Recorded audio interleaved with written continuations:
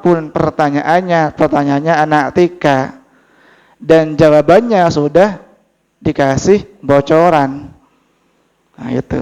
Jadi itu yang kedua, kesunahannya adalah mengiringi jenazah.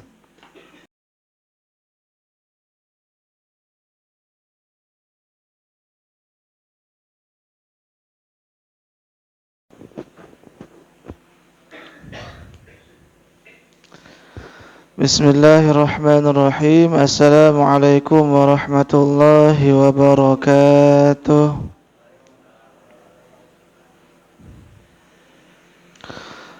Alhamdulillahi rabbil alamin. Wa bihi nasta'inu ala umuri dunya waddin. Wassalatu wassalamu ala nabiyyina Muhammadin وعلى آله وصحبه أجمعين قال رب اشرح لي صدري ويسر لي أمري واحلل عقدة من لساني يفقه قولي أما بعد فيا عباد الله أوصي نفسي وإياكم بتقوى الله فقد فاز المتقون ولا تموتن إلا وأنتم مسلمون فقال تعالى مذكرا بذلك يا أيها الذين آمنوا اتقوا الله حق تقاته ولا تموتن إلا وأنتم مسلمون. Bapak Ibu rahimakumullah, alhamdulillah kita masih diperjumpakan kembali oleh Allah Subhanahu wa taala dalam majlis ini. Sedikit belajar hadis-hadis dari Rasulullah Muhammad SAW yang secara khusus berkaitan dengan hukum Islam atau fiqh Islam, yang sebenarnya seperti biasanya kita merujuk kepada kitab Bulughul Maram, tetapi pada kesempatan kali ini kita lagi-lagi merujuk kepada kitab yang lain sebagai referensi atau ulasan yang lebih jauh berkaitan dengan hadis-hadis yang sempat kita bahas dalam kitab Bulughul Maram itu. Adapun kitab yang kita rujuk Bapak Ibu pada kesempatan kali ini adalah sama seperti yang kemarin, yaitu kitab Al-Fiqhul Islami wa Adillatuhu karangan Syekh Wahbah Az-Zuhaili. Di sini di jilid yang kedua halaman 512 dan seterusnya. Bapak Ibu rahimakumullah, kita lanjutkan pembahasan yang kemarin, yaitu berkaitan dengan proses perawatan jenazah. Yang keempat yaitu menguburkan jenazah. Kita masuk di subbab yang ketiga di sini. Tsalitsan, subbab yang ketiga berkaitan dengan menguburkan jenazah. Sunanu tasyi'il janazah, sunnah-sunnah dalam mengantarkan jenazah ke pemakaman. Ini subbab yang ketiga yang akan menjadi pembahasan kita pada kesempatan kali ini. Kita akan membahas sunnah-sunnahnya orang yang mengantarkan jenazah ke pemakaman. Disebutkan di sini bahwa kesunahan yang pertama adalah al-isra'u bil janazah, yaitu bersegera dalam menguburkan jenazah. Ini sudah sebetulnya disampaikan di beberapa pertemuan yang lalu, bahwa disunahkan bersegera dalam mengubur jenazah. Tentunya ini didasari oleh hadis dari Rasulullah Muhammad SAW yang sempat kita sampaikan kemarin ketika Rasulullah menyampaikan asri'u bil janazah, bersegeralah kalian dalam proses penguburan jenazah. Kenapa? Fa in taku salihatan fa khairun tuqaddimuha ilaih. Kenapa jenazah itu perlu disegerakan penguburannya? Karena seandainya atau apabila si jenazah itu merupakan orang yang soleh, maka itu artinya kita menyegerakan agar orang yang soleh tadi segera dikubur, segera dipendam. Dengan demikian si orang yang soleh tadi yang sudah meninggal segera mendapatkan nikmat kubur. Itu sunnah, itu baik. Sebaliknya kata Rasulullah, wa in taku siwa dzalik, tapi naudzubillah, seandainya orang yang meninggal tadi bukan termasuk orang-orang soleh, katakanlah orang yang fasik atau mungkin orang yang zalim, katakanlah, maka kita segerakan memendam orang yang seperti itu, karena itu artinya kita segera memendam keburukan, termasuk juga kita segera berlepas diri dari kewajiban menguburkan jenazah. Jadi itulah Bapak Ibu rahimakumullah, ada perintah langsung dari Rasulullah Muhammad SAW untuk bersegera menguburkan jenazah. Kalau orang yang meninggal tadi orang saleh, alhamdulillah orang tadi segera mendapatkan nikmat kubur, udah enak hidupnya. Kalau yang meninggal tidak saleh, itu artinya kita segera berlepas diri dari tanggung jawab dan kewajiban mengurus jenazah. Termasuk juga Nabi menjelaskan berkaitan dengan cara berjalannya ketika menggotong atau mengusung jenazah ke pemakaman. Ini dilandasi hadis dari Ibnu Mas'ud ketika beliau bertanya, sa'alna Rasulullah sallallahu alaihi wasallam min as-sayri bil janazah. Satu ketika kata Ibnu Mas'ud, saya bertanya atau kami bertanya kepada Rasulullah berkaitan dengan cara jalannya orang yang mengantarkan atau orang yang menggotong keranda jenazah ke pemakaman. Maka Rasulullah bilang, faqala dunal khababi, jalannya tidak sampai lari, tidak melayu kalau bahasa Jawanya gitu ya. Artinya tidak pelan-pelan banget, tapi tidak sampai juga melayu, tidak sampai lari.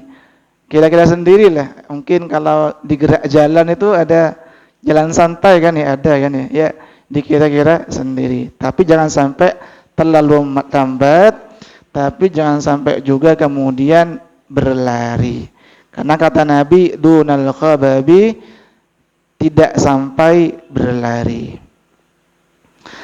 Jadi itu Bapak Ibu rahimakumullah, kesunahan yang pertama adalah tadi bersegera dalam menguburkan jenazah, termasuk ketika mengantarkan atau orang-orang yang menggotong keranda jenazah itu jalannya juga agak sedikit cepat tapi tidak sampai berlari. Kemudian kita masuk ke sunahan yang kedua, yaitu ittiba'ul janazah, mengiringi jenazah. Wa yustahabbu ittiba'ul janazah ittifaqan, dan mengiringi jenazah ini sudah menjadi konsensus di antara para ulama atau sudah terjadi mufakat atau ittifaq di kalangan para ulama fikih berkaitan dengan kesunahan mengiringi jenazah. Tentunya ini didasari kepada hadis dari Al-Barra, beliau mengatakan, amarona Rasulullah sallallahu alaihi wasallam bittiba'il janazah. Satu ketika Rasulullah sallallahu alaihi wasallam memerintahkan kepada kami untuk mengiringi jenazah, wa iyadil marid, dan juga Rasulullah pernah memerintahkan kepada kami untuk menjenguk orang sakit. Ada orang yang sakit, dijenguk, dikuatkan, termasuk juga didoakan. Misalkan la ba'sa tahurun insya Allah, katakanlah, atau mungkin doa yang lain, Allahumma anta syafi, misalkan isfihi, katakanlah, anta syafi la syifaa'a illa syifaa'uk syifaa'an la yughadiru saqaman, dan doa-doa yang lain mungkin biar menenangkan orang yang dilanda sakit itu. Tentunya juga minta kepada Allah agar segera disembuhkan. Kemudian watashmitil atis. Kata Al-Barra juga, Nabi pernah memerintahkan kepada kami untuk mendoakan orang yang bersin. Misalkan alhamdulillah. Kemudian yarhamukallah. Kemudian yahdikumullah wa yuslih balakum. Kemudian kata Al-Barra juga, Nabi memerintahkan kepada kami untuk wa ijabatid da'i, memenuhi undangan. Misalkan undangan walimatul urs, katakanlah undangan walimah pernikahan, maka Nabi bahkan wajib, ini sebetulnya wajib memenuhi undangan kalau memang tidak ada uzur. Itu diperintahkan oleh Rasulullah Muhammad SAW. Kemudian yang kelima, wa nasril mazlum, menolong orang yang terzalimi, membantu orang yang sedang kesulitan. Jadi itu kata Al-Barra, 5 perintah dari Rasulullah Muhammad SAW. Yang pertama tadi adalah mengiringi jenazah, menjenguk orang sakit, mendoakan orang yang bersin, kemudian memenuhi undangan, termasuk yang kelima adalah membantu atau menolong orang yang terzalimi. Kemudian Bapak Ibu rahimakumullah, ada 3 kategori atau ada 3 hal yang harus dipenuhi agar kita bisa disebut orang yang mengiringi jenazah. Ada 3 disebutkan di sini bahwa ada 3 kategori atau ada 3 hal yang mana harus kita penuhi sehingga kita disebut orang-orang yang mengiringi jenazah. Yang pertama adalah an yusalli 'alaiha, mensolati jenazah. Kemudian mengiring an yattabi'a ilal qabr, mengiringi jenazah ke pemakaman. Ini sesuai dengan hadis Rasulullah Muhammad SAW. Kata Rasulullah, barang siapa yang mensolati jenazah, maka dia mendapatkan pahala 1 qirat. Kemudian barang siapa yang ikut ke pemakaman, maka dia mendapatkan 1 qirat lagi. Total berapa? 2 qirat. 1 qirat itu mithlu Uhudin. 1 qirat itu sebesar gunung Uhud. Itu yang kedua. Yang pertama adalah mensolati jenazah, kemudian mengiringi ke pemakaman. Yang ketiga adalah an yaqifa ba'da dafni fayastaghfiru lahu wa yas'alullaha lahu at-tathbit. Yang ketiga, setelah mayit itu dikubur, hendaknya berdiam dulu, berdiri dulu sejenak, kemudian memohonkan ampun kepada si mayit, termasuk juga minta kepada Allah agar Allah meneguhkan orang yang meninggal tadi yang baru dikubur, agar Allah meneguhkan dia ketika diinterogasi oleh siapa? Oleh malaikat. Jadi nanti ada interogasinya juga gitu ya. Ditanya. Sebagaimana hadis dari Rasulullah Muhammad SAW bahwa annahu kana idza dafana mayyitan, Rasulullah itu ketika menguburkan mayit atau jenazah, maka Rasulullah berhenti sejenak, kemudian menyampaikan kepada sahabat-sahabatnya, istaghfiru lahu, kata Rasulullah, wahai sahabat-sahabatku, mintakanlah ampun kepada Allah untuk mayit ini yang baru dikubur. Was'alullaha lahu at-tathbit fa innahu al-an yus'al.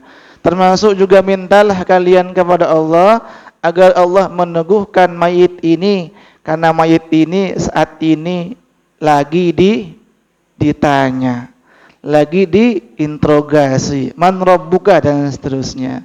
Jadi minta kepada Allah orang-orang pelayat tadi agar si mayit tadi kemudian diteguhkan oleh Allah Subhanahu wa taala menjawab soalan-soalan atau pertanyaan-pertanyaan yang dilontarkan oleh siapa?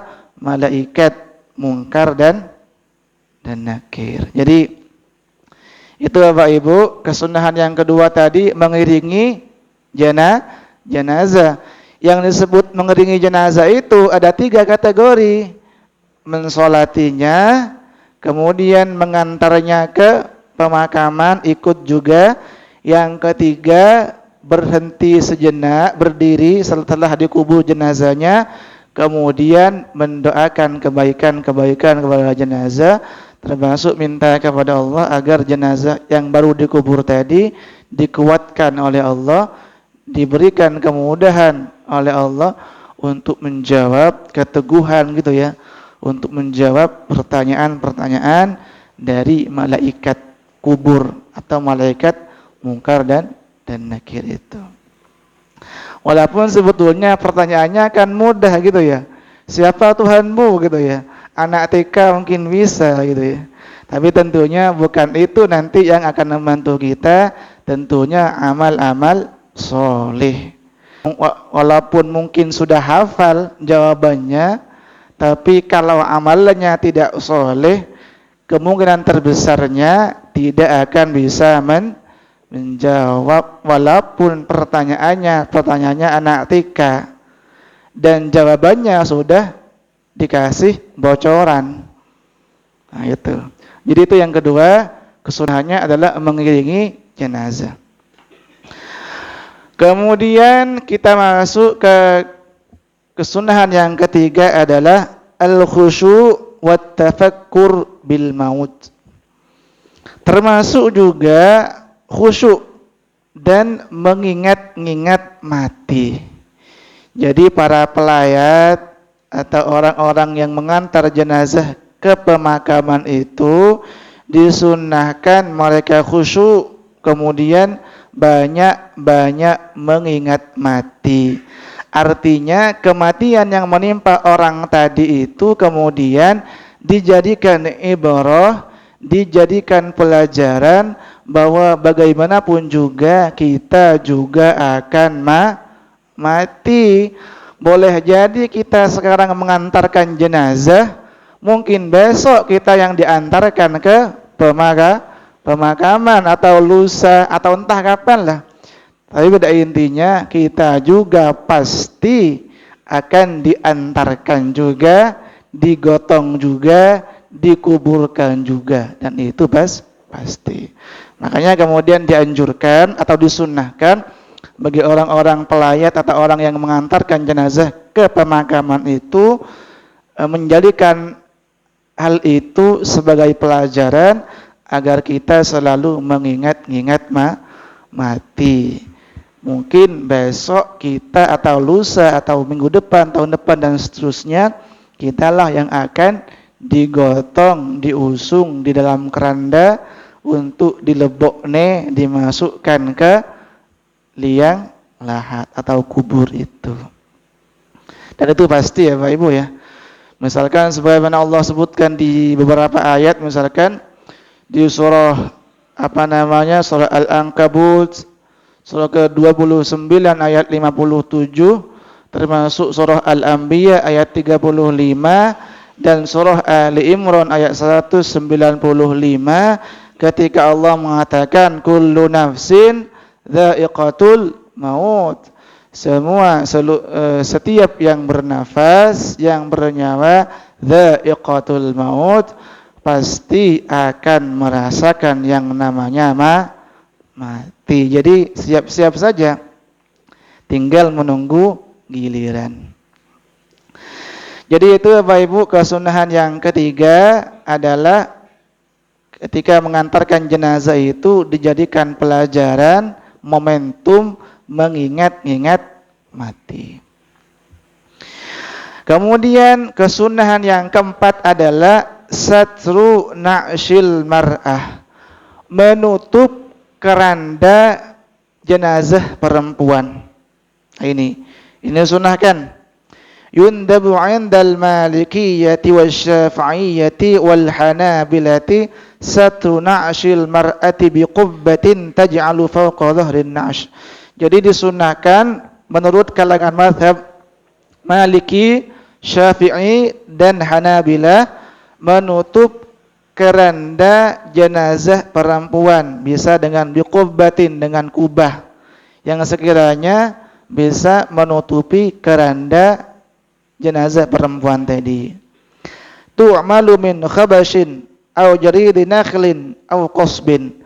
Bisa juga menggunakan khabashin, kayu, au jaridi nakhlin atau pelepah kurma, au qasbin atau batang tebu. Ya apalah sekiranya media-media apa yang sekiranya bisa menutupi keranda ketika jenazahnya adalah perempuan, dan itu disunnahkan. Apa landasan hukumnya? Qala ba'duhum awwalu man ittakhadha lahu dzalika Zainab bintu Jahsyin ummul mukminin. Karena disebutkan oleh para ulama ummul mukminin yang bernama Zainab binti Jahsh. Ini istrinya Rasulullah, Bapak Ibu ya. Salah satu istri Rasulullah adalah Zainab binti Jahsh. Ketika beliau meninggal dunia, kerandanya katakanlah, kemudian ditutupi.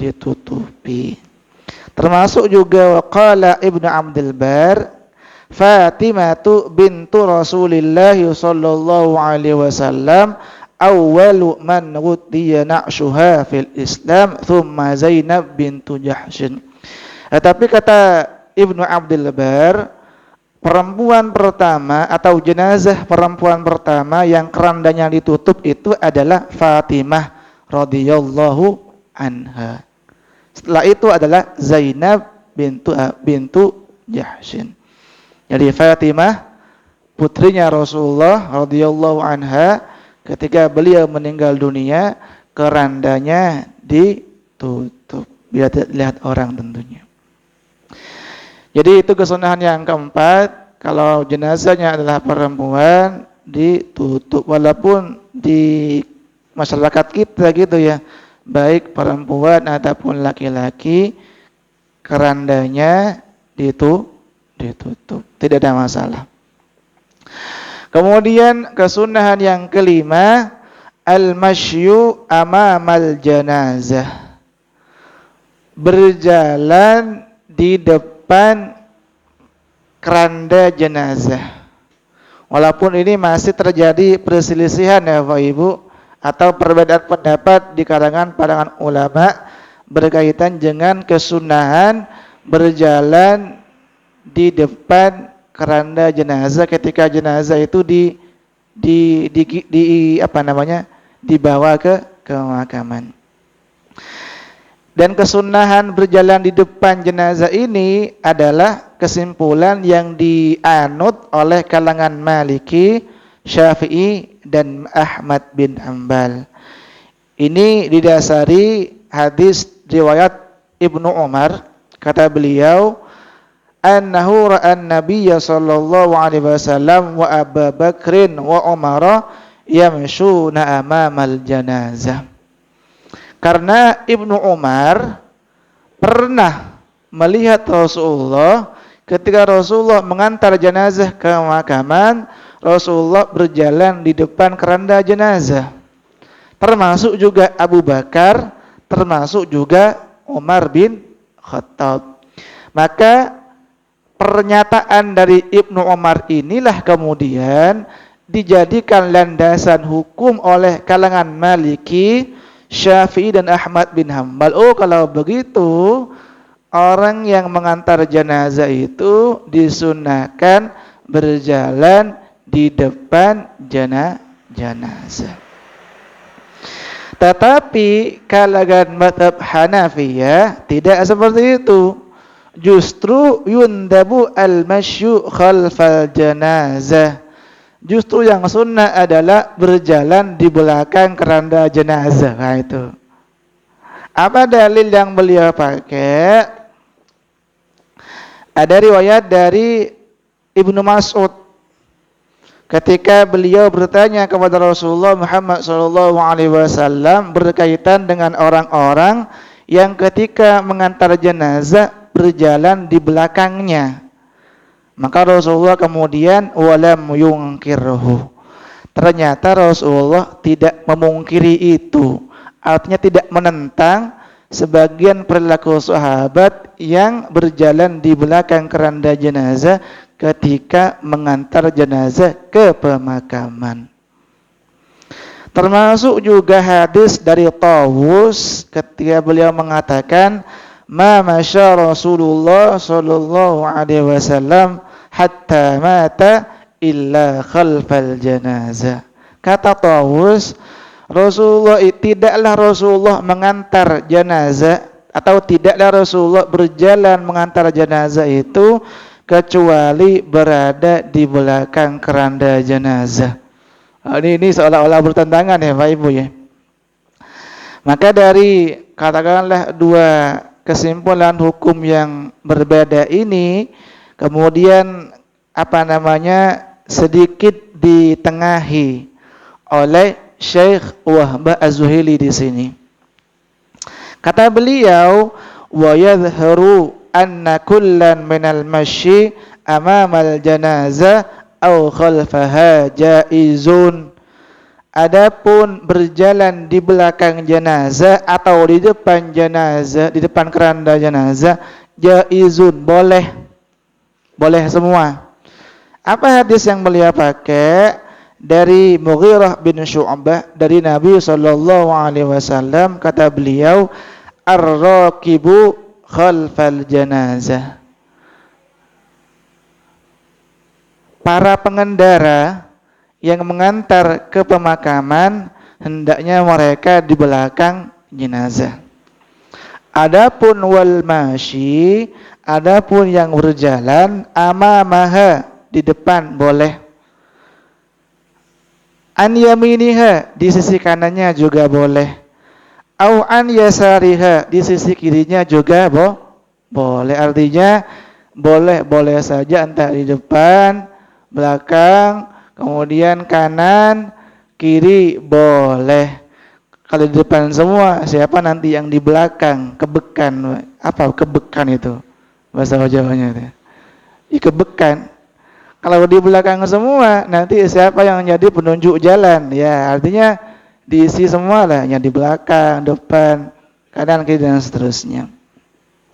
Artinya, kesunahan yang kelima berkaitan dengan posisi pengantar jenazah itu berada di depan jenazah, itu masih diperselisihkan di kalangan para ulama. Adapun mazhab Maliki, Syafi'i dan Ahmad bin Hanbal disunahkan berjalan di depan.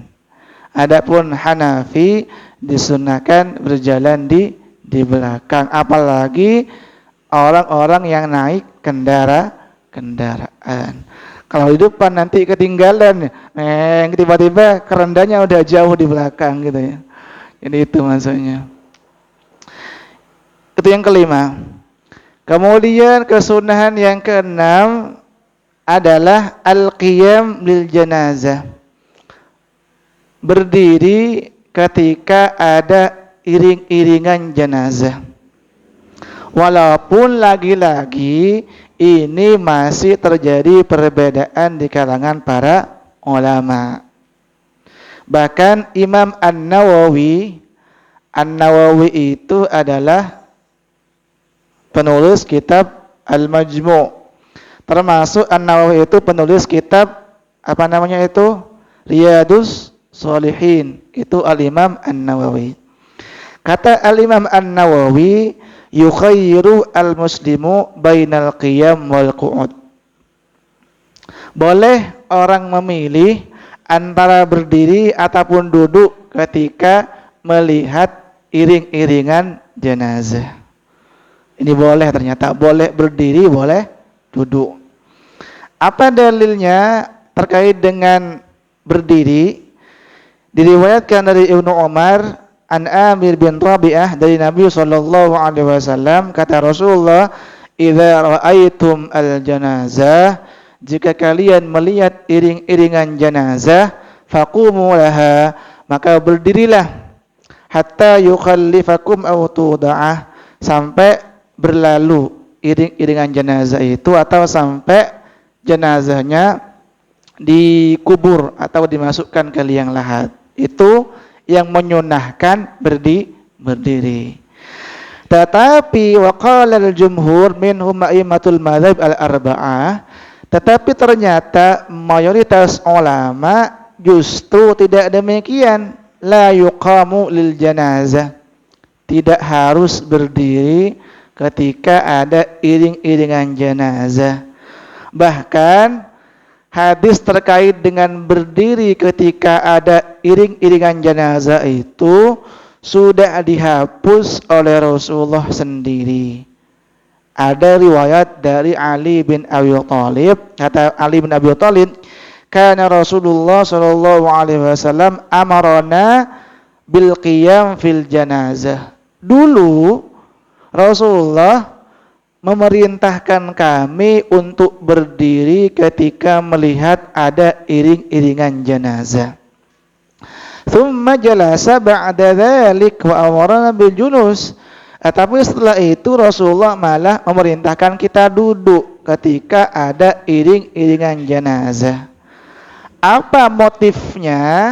Karena satu ketika Rasulullah awalnya memang ketika ada jenazah, ada iring-iringan jenazah, Rasulullah itu berdiri, termasuk meminta sahabat-sahabat beliau untuk juga berdiri. Kemudian ada alimun minal Yahud, ada ulama Yahudi bilang, faqala hakadha naf'aluh lah, mat, orang kata dia gitu ya, Muhammad, itu yang kita lakukan. Jadi kata orang Yahudi ini, masyarakat kita atau orang-orang Yahudi ini kalau melihat jenazah biasanya kami itu berdiri. Lah, masa gitu kata Rasulullah. Maka Rasulullah kemudian fajalasa Rasulullah sallallahu alaihi wasallam, setelah itu Rasulullah kemudian duduk ketika melihat ada iring-iringan jenazah. Apa tujuannya? Ijlisu khalifuhum, kata Rasulullah. Pokoknya mulai sekarang kita harus beda dengan orang-orang Yahudi. Bayangkan loh. Saking apa namanya Rasulullah itu? Saking tanda kutip ya. Mangkelnya atau mungkin saking agar umatnya berbeda dengan orang-orang Yahudi itu. Sampai Rasulullah kemudian memerintahkan kepada sahabat-sahabatnya agar mereka duduk bahkan ketika ada iring-iringan jenazah, biar itu menjadi pembeda dengan kebiasaan-kebiasaan dari orang-orang Yahudi. Itu ya. Bahkan kalangan Malikiyah memakruhkan berdiri ketika ada iring-iringan jenazah. Apa kata beliau? Li'annahu laisa min amalis salaf. Karena berdiri ketika ada iring-iringan jenazah itu bukan praktek orang-orang salaf. Artinya tidak dilakukan oleh kalangan salafus salih. Itu kata Malikiyah. Nah, itu. Jadi kalau misalkan sedang warung makan bakso atau soto gitu ya, tiba-tiba ada iring-iringan jenazah, ya boleh berdiri kata An-Nawawi, boleh juga duduk. Tapi kalau kita ikut pendapat kalangan Maliki, ya makruh berdiri, sebaiknya duduk. Walaupun tadi kalau kata Al-Imam An-Nawawi boleh berdiri, boleh juga duduk. Kemudian itu yang keenam Bapak Ibu ya. Kemudian kita lanjut ke kesunahan yang ketujuh adalah adamu julusil masyi'in hatta tuda'u al-janazah. Hendaknya para pengantar jenazah itu tidak duduk sampai jenazahnya itu dikuburkan. Nah itu. Ini udah. Kenapa? Ya tadi hadisnya sebetulnya. Hadisnya kata Rasulullah Muhammad sallallahu alaihi wasallam, "Idza ra'aitum al-janazah faqumu laha, faman ittaba'a fala yajlis hatta tud'a." Barang siapa yang mengiringi jenazah ke pemakaman, fala yajlis, maka hendaknya dia tidak duduk hatta tud'a fil ardi, sampai mayitnya atau jenazahnya tadi diletakkan di tanah atau sudah dikuburkan. Nah, itu. Jadi itu sedikit atau 7 lah kesunahan ketika mengantarkan jenazah ke pemakaman. Yang pertama tadi adalah bersegera. Kemudian yang kedua adalah mengiringi jenazah mulai dari mensolati, kemudian mengantarkan ke pemakaman, termasuk juga mendoakan ketika selesai dikubur. Yang ketiga adalah mengingat-ingat mati. Yang keempat apa tadi? Menutup keranda mayit. Yang kelima berjalan di depan jenazah. Walaupun yang kelima ini masih terjadi berselisih, perbedaan pendapat di kalangan ulama. Kemudian yang keenam adalah berdiri ketika ada iring-iringan jenazah. Walaupun lagi-lagi ini juga terjadi perbedaan di kalangan para ulama. Kemudian yang keenam adalah tidak duduk kecuali setelah mayitnya itu dikuburkan atau sudah diletakkan di tanah, di liang lahat itu. Jadi itu Bapak Ibu rahimakumullah sedikit penjelasan dari sunnah-sunnah dalam mengantarkan jenazah. Semoga berpahala dan dicatat amal ibadah di sisi Allah Subhanahu wa taala dan semoga tetap istiqamah.